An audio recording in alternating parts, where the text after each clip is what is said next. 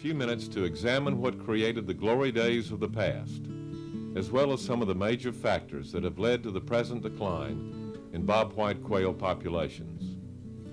After the war between the states, the typical large southern plantation all but disappeared. In their place erupted a host of small 10 to 50 acre tracts occupied by sharecroppers and tenant farmers. For instance, in 1860, Burke County, Georgia, had a total of 674 registered farms. 100 of these ranged from 500 acres to several thousand acres. By 1893, this same county showed over 4,000 registered farms, but most ranged from 10 to 50 acres in size. During this period, fields were small and hedgerows abundant. Primitive farm equipment left some of the crop available for small game.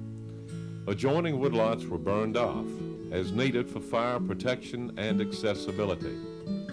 Subsistence farmers depended on homegrown poultry for their meat and eggs. As a result, hawks, snakes, and other predators, such as fox, were not welcome. When we multiply this scene over much of the traditional bobwhite quail range, it becomes more evident why southern quail populations steadily increased into the 1940s. After the Second World War, farm equipment improved. The agricultural economy continued to improve. Hedgerows disappeared. Fields became larger and harvesting of crops became efficient. Sharecroppers moved off the farms and burning of the woods became less frequent. This scenario continued through the 1960s and 1970s, and along with it, the noted decline in quail populations. The more recent decline in the farm economy has again eliminated some of the land base from cropland, and as a result, many fields have been converted to dense pine plantations. Those fields remaining in agriculture are plowed up to the woodline, leaving the edges void of quail habitat. To make matters worse, the declining fur market in recent years has led to an increase in predator populations.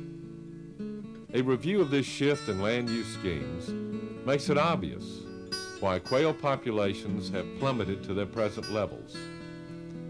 Also, the number of bird hunters pursuing the sport has declined dramatically. What was once the abundant byproduct of the small farm now has to be produced with planning and dedication.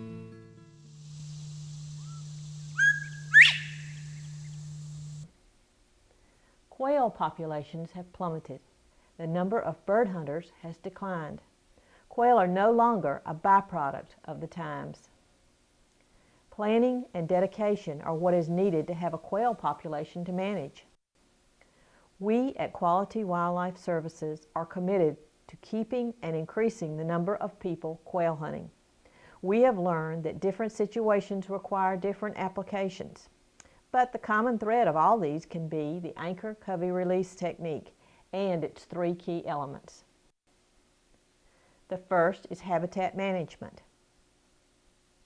The second is the covey base camp and total recall. The third is quality flight conditioned birds.